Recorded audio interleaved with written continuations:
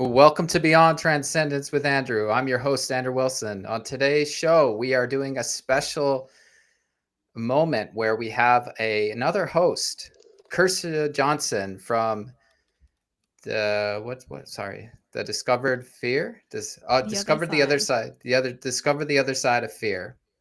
And as you don't know, I was on Kirsty's show about a month ago, and we decided to have a collaboration of hosts. And tonight's show, we're going to talk about vulnerability and authenticity. So if anyone has any comments, they're more than welcome to drop in the chat.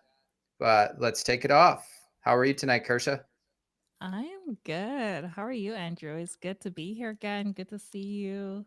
I'm doing great. A little hot here. We're in the 30s, so I haven't experienced much summer this year. So it's nice to have some heat for a change instead of the cold and the wet. Definitely agree on that. So what's your take on vulnerability? What makes a person want to be vulnerable, but they're not allowed to be vulnerable because society would come down on them because they're vulnerable? Vulnerability. Yeah, I think that is it's a very touchy thing for a lot of people because I guess that's not something that is easy to connect with.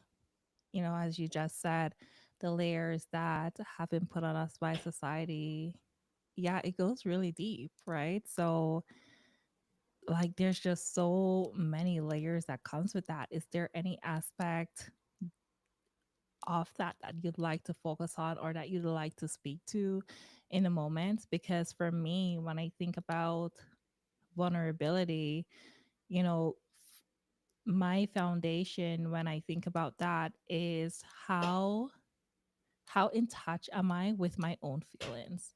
And I think that's where I usually begin when I think about vulnerability, because in order to be vulnerable, you need to kind of know what's going on with you. You need to be in touch with your emotions. And I think that's where a lot of us struggle. A lot of us struggle with being in touch with our emotions, with being in touch with our needs, with being in touch with what we truly desire.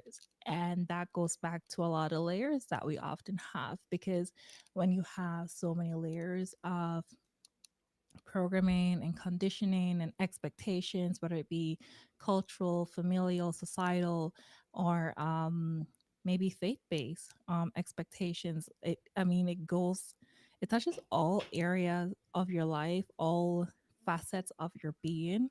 So when you have all of these things, kind of, I guess, pulling you in all these different directions, how connected are you to what your true desires are?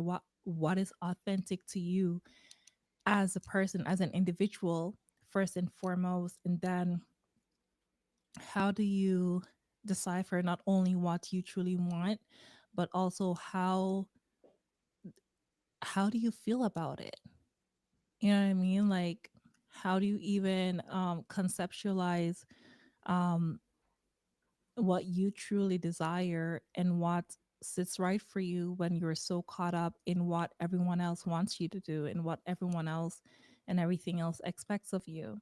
So I think kind of that is my foundation where I really begin with is how connected are you to yourself? How connected are you to your emotions, to your own desires? And when you can kind of figure that out, then I think a, that provides a way forward for you to get to being vulnerable, to being able to express that. Absolutely. No, I couldn't agree more with you. I was in an industry where vulnerability was considered a weakness and silent was strength. And you weren't considered a leader if you showed vulnerability. You were considered weak.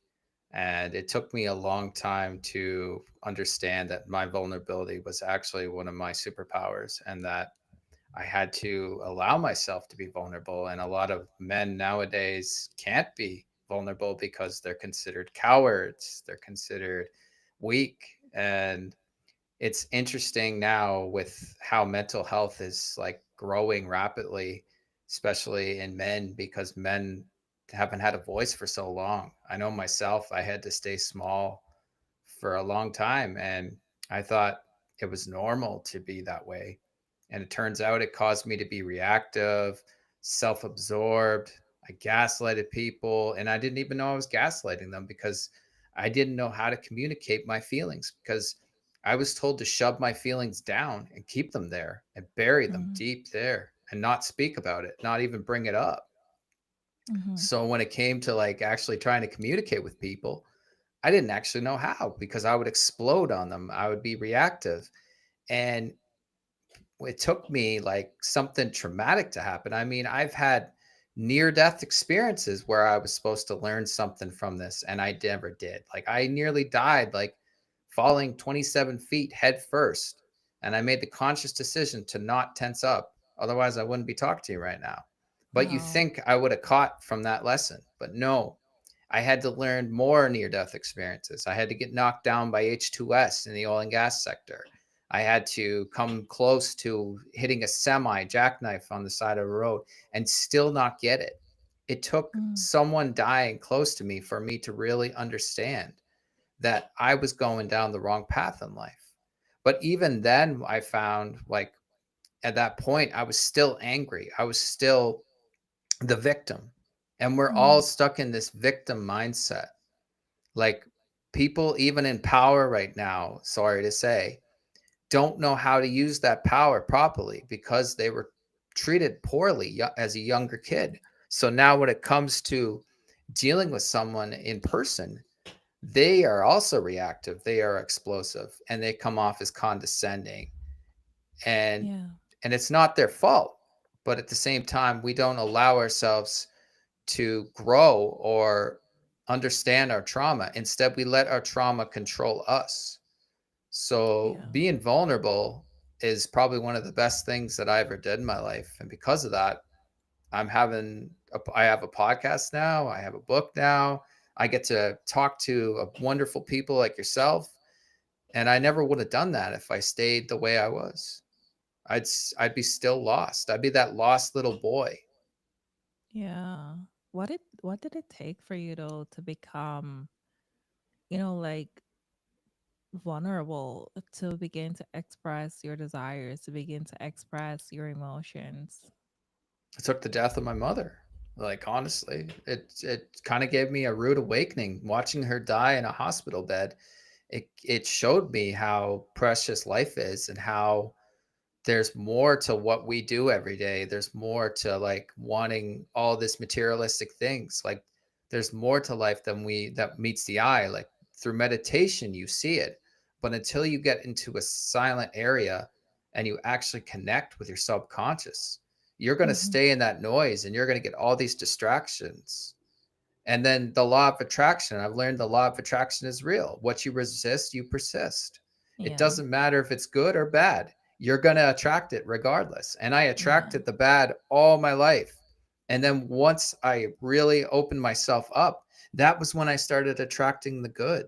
That was when I started to build relationships. That was when I could actually stand to be around people, because I also am an empath and I could feel people's energies, and it was giving me anxiety. It was giving me panic attacks. Yeah. And somehow with patience and practice, I'm able to now be out in public and not have that. But I also understand people now because I've been on both sides. And when you've been on both sides, it's kind of a blessing because you can show empathy to those people right now that are doing all these harmful things to others. Mm. Because if anybody knows anything about past lives, guess what? You've done bad things in your past life. So for you to judge someone now on what they're doing, you're a hypocrite, in my opinion. Mm-hmm. Mm-hmm. So Yeah, definitely. And another important piece that, like just goes back to, I guess, what we're both expressing is authenticity. I know, like, you also speak on that topic, and, just being authentic to who you are, as I said earlier, just kind of knowing where you stand, what your values are, what's important to you, what makes you you, and just honoring that. And I think once you can be in touch with the most authentic version of yourself, you can show up vulnerably without feeling like it's weak, without feeling like you're not strong, or you look stupid, or feeling that whatever negative feeling that may be associated with vulnerability. And just taking it back to what you speak about men, I think that authenticity, connected to masculinity and what it means to be masculine, and someone operating from their healthiest masculine presentation, however that looks for you. I think it goes hand in hand when we talk about authenticity and vulnerability, because as you were saying, the expectations that society have of men, these weird concepts that um, people put on little boys and how they should be brought up and raised and nurtured. Yeah, that it kind of strips a child away when you're kind of like nurtured to be a certain way, when you're nurtured to be rough and tough and not show your emotions. It cuts away at who a child is from a very early age, and it becomes embedded that it's not safe to express your emotions, it's not safe to be your true self. And so vulnerability, authenticity is a really like huge topic when you kind of look at um, something like toxic masculinity. I think that is just like, it kind of just takes it to like another level of what you talk about, because it starts from such an early age. It's like, as we say, it's just a program. It's just a program that, you've been conditioned to run over and over. And I think what we need to focus on right now is, how do you break free from that? How do you undo that? How do you unlearn that? How do you begin to reprogram your mind and your heart? It comes with practice. Yeah. It's almost like you have to like either hit rock bottom or you have to lose something.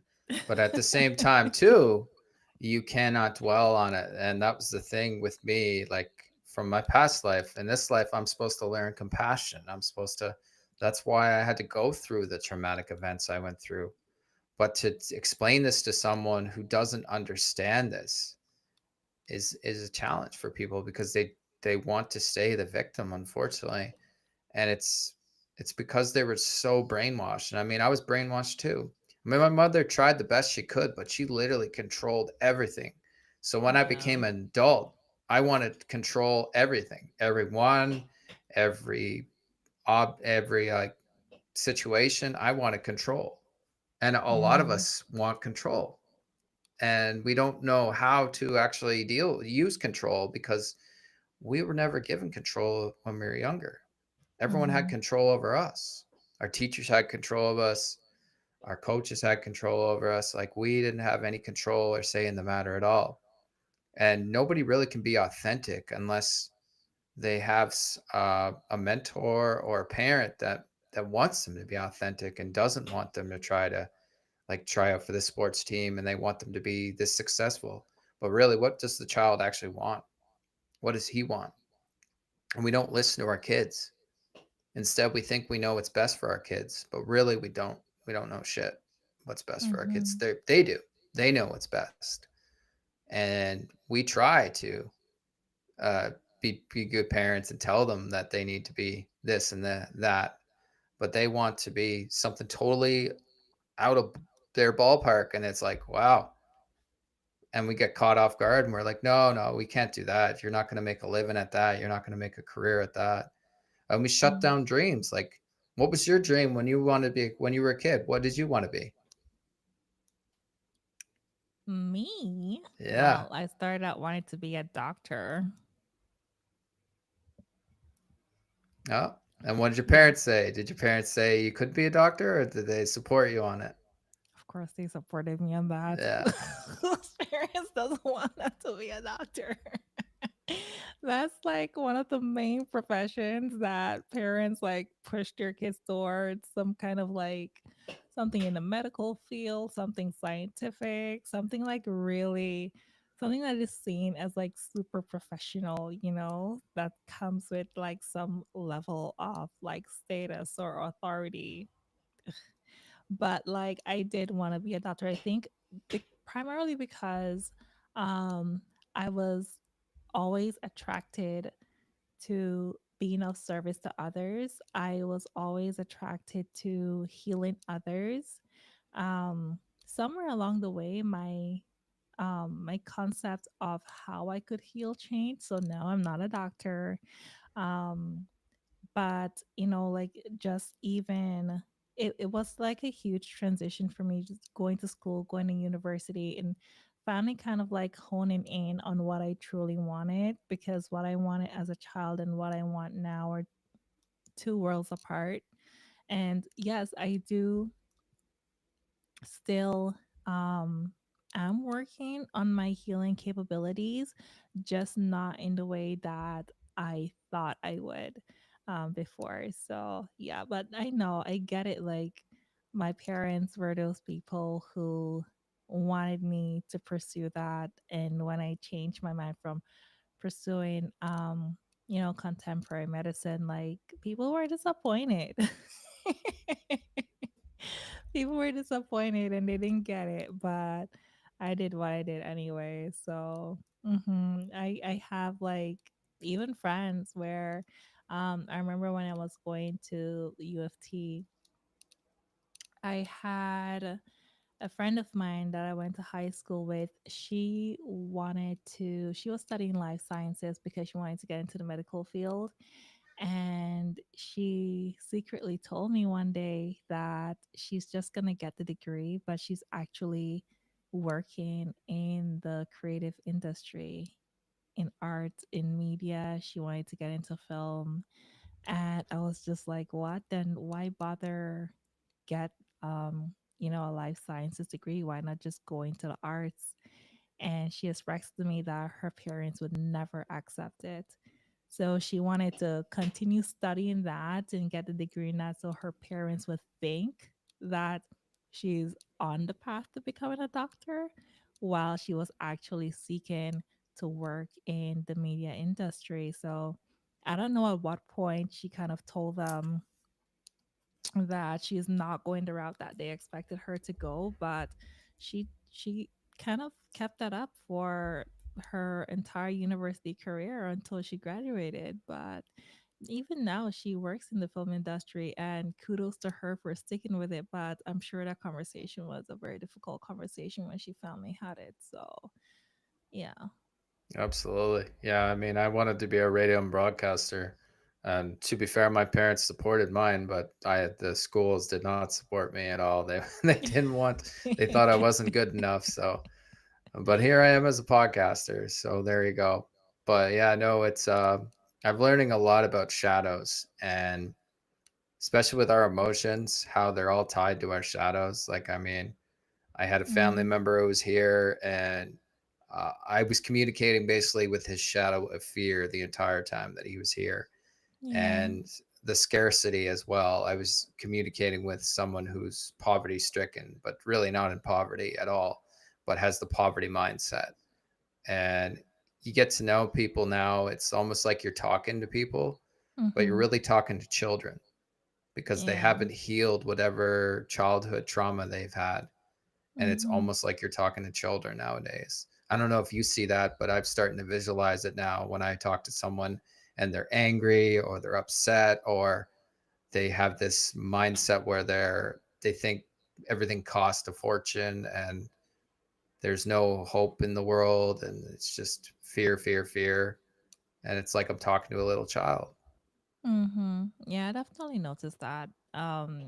When you're so young and you experience any sort of trauma, whether it be big T or little T trauma, you know, parts of yourself become fragmented. And sometimes when you're unable to heal or process and integrate um, a lot of those experiences, it's as if like mentally, spiritually, emotionally, you kind of get stuck at that age. And so whenever you're in your adulthood now and then you have a trigger, then you go back to that feeling that you felt at, like, for example, age 8 or age 12, when you first experience that hurt, right? So like you go back to the reaction that you would have had when you were like maybe 8 or 12 years old. So yeah, I definitely noticed that. I noticed that a lot. And, I was one of those people as well before I became like really aware of myself and before I started to truly process and integrate a lot of the traumatic things that I've experienced. So yeah, there's definitely no judgment at all on that, but it's very interesting when you are doing the work on yourself, so much so that you can begin to identify the same in others. The interesting thing I've been noticing lately is when I'm seeing like these shadows, I'm seeing reflections of myself. It's like, oh, I used to Yeah. do that. And it doesn't really Yeah. dawn on you until you actually come in contact with a person who has similarities to you. And it's like, holy shit, that used to be me. And this Yeah. is what I used to do. And it's like, I know comparison's the thief of joy, but it's not even like you're comparing. It's like we are literally like Recognizing. mirrors and we Yeah. see ourselves in other people. And Yeah. it's fascinating. Even with children, you start to see things with children, and it's like, wow, I was that boy at one point. I did that.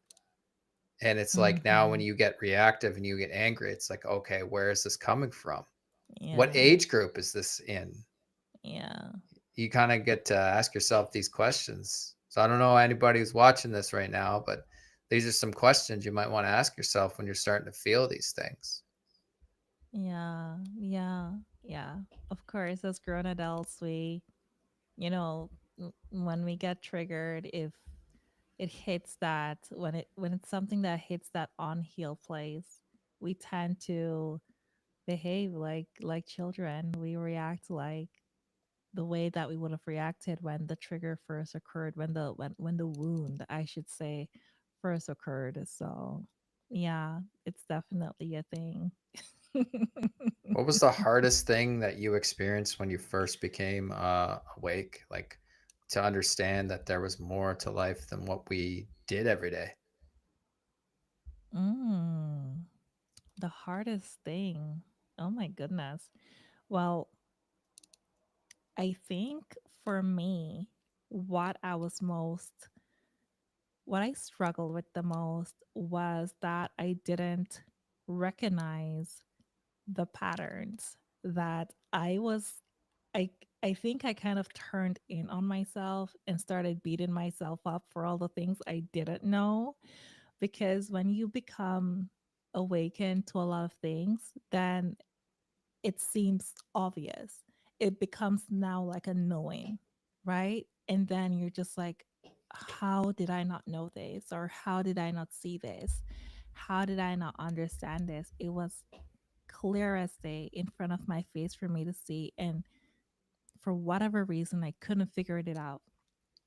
So I think that was the hardest part for me, whereby I was really hard on myself for all the things that I didn't know, for all the ways that I could have showed up that I didn't show up, for all the times that I should have spoken up when I didn't, or should have stepped into my power when I didn't, for all the times that I betrayed myself.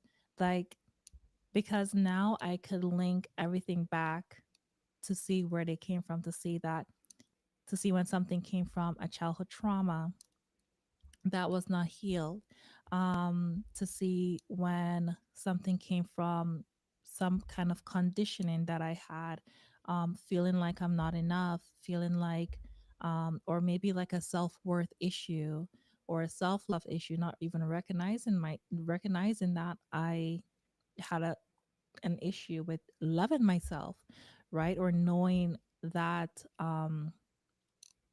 knowing that, or recognizing that I was not loving myself, or recognizing that I did not know how to love myself. Like, when all of this information kind of came at me, when I became super aware, like, there is this knowing that I can't explain that occurs, and then your life begins to make sense, and the events of your life begin to make sense. But then that first those first instances, I kind of turned on myself, and now, it became this kind of self-depreciating thing whereby I'm like, this is so obvious. How did I not figure this out a long time ago?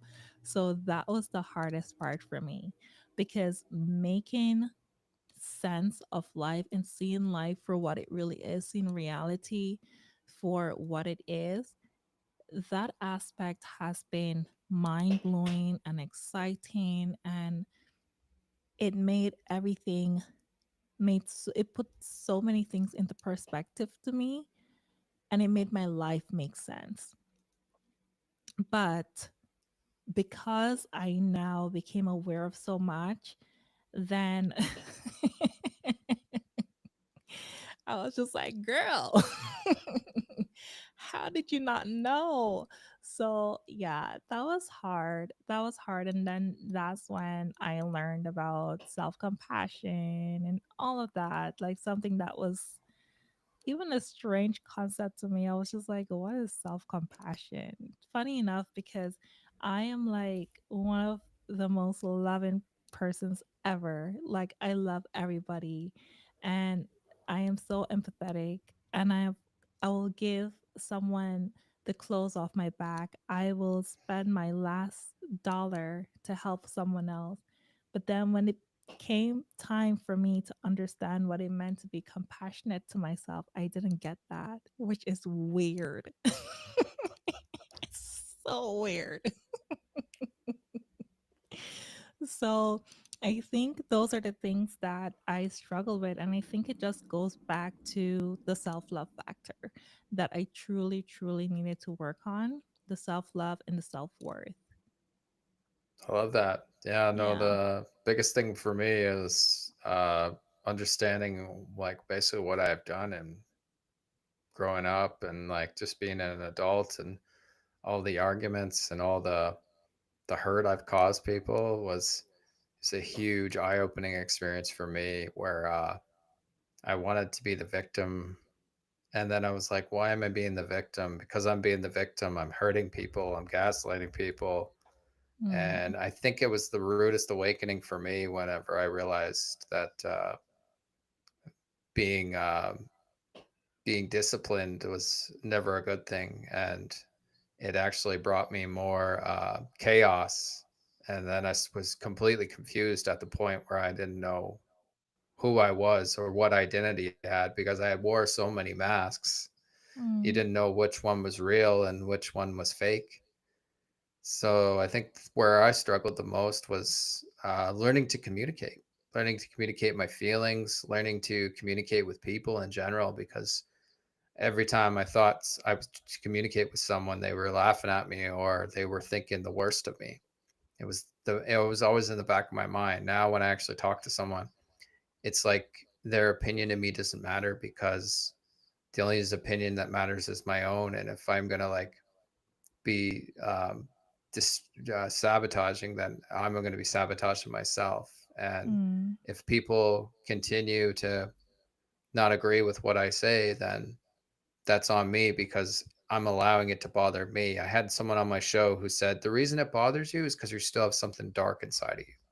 And when you mm, release that darkness and you just surrender to the light, there is no darkness that can harm you. There is no opinion. There's no what a person says to you can't affect you because mm, it only affects you if you allow it to.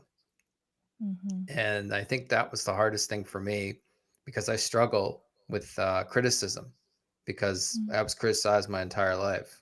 So it Yeah. just, when someone tries to give me some form of like teaching or respective criticism, I would automatically jump down their throat, be like, F you and all this. And now it's like, okay, pause.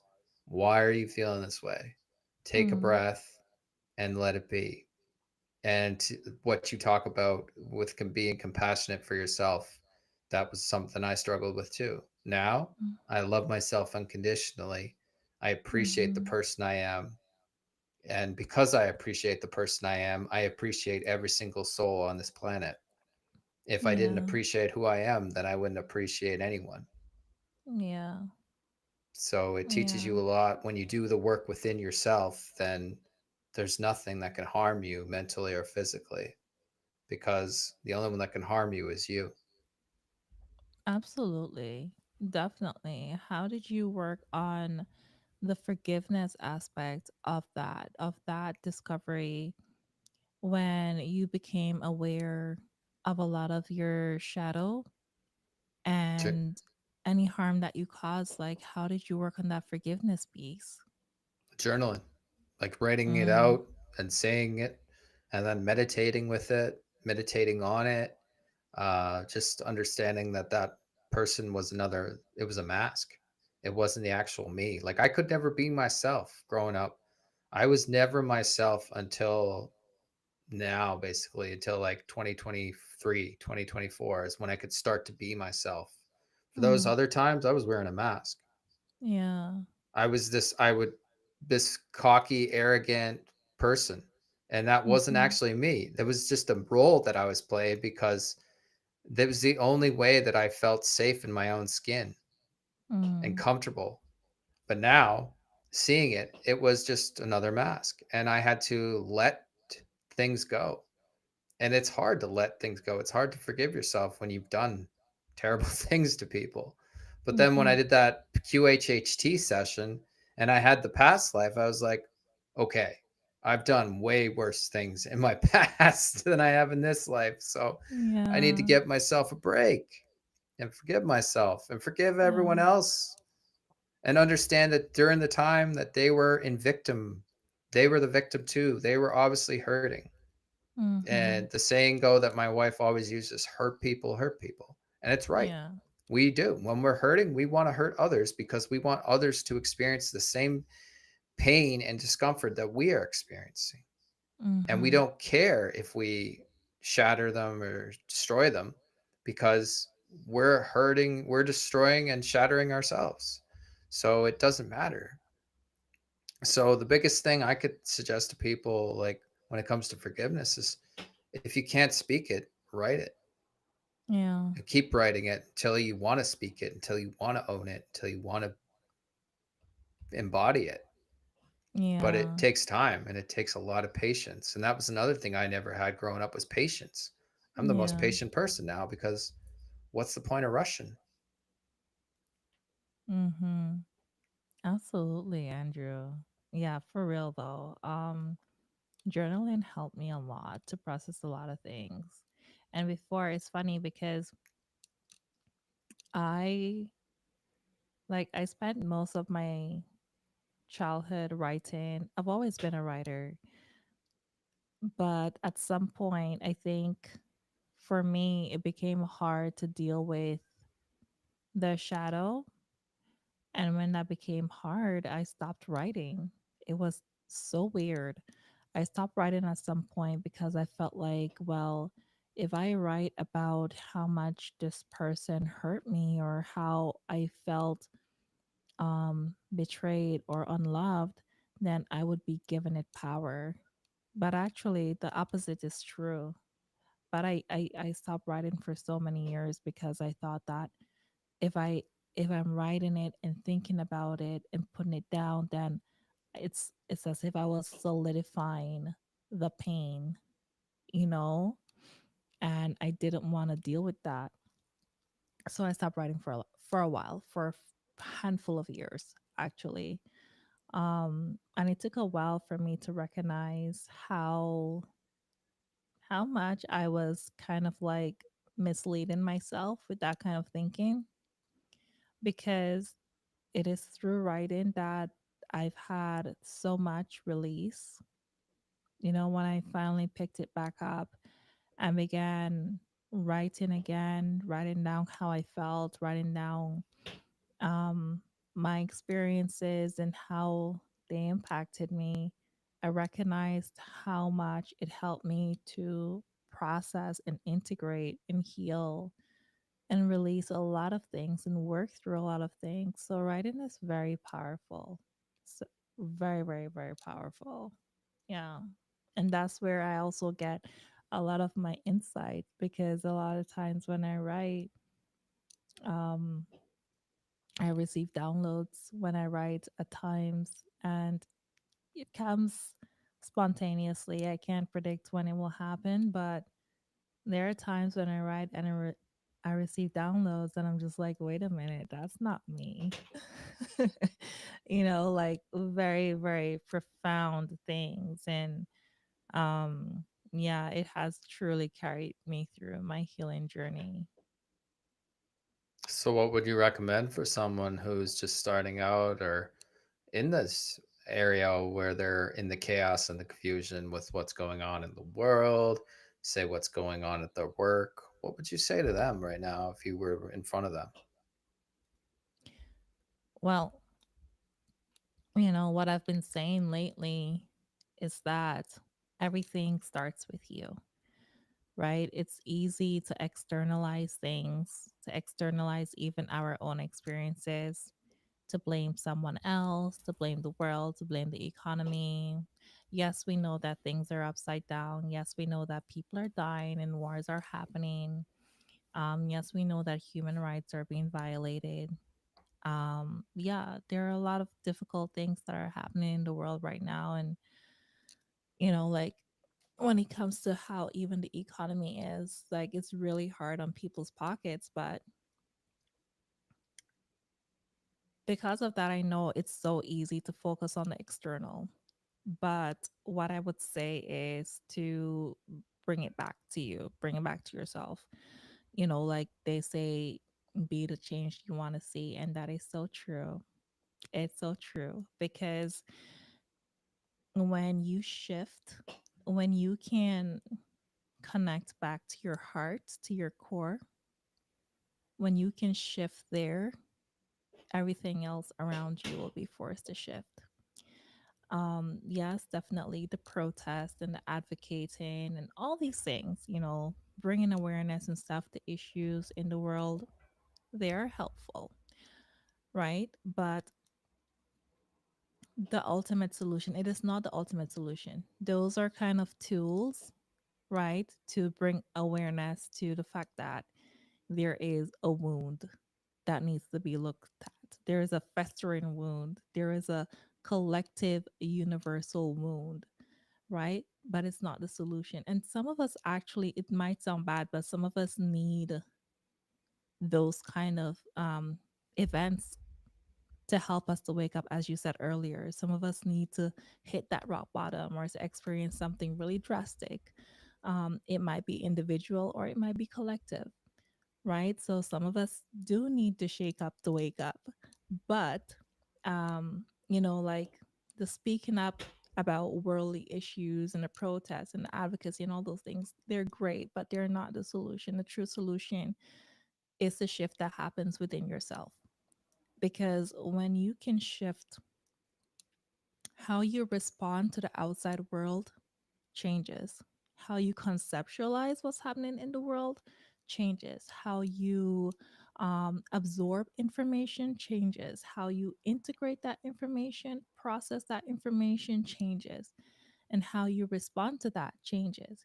And so now, when your response changes, then how your environment responds back to you, it equally will be forced to shift and change, right? Because, for example, we talk about what's happening in the news all the time and the proliferation of the fear and all these things. And, if we weren't reacting to it, I don't think they'd be able to do what they're doing.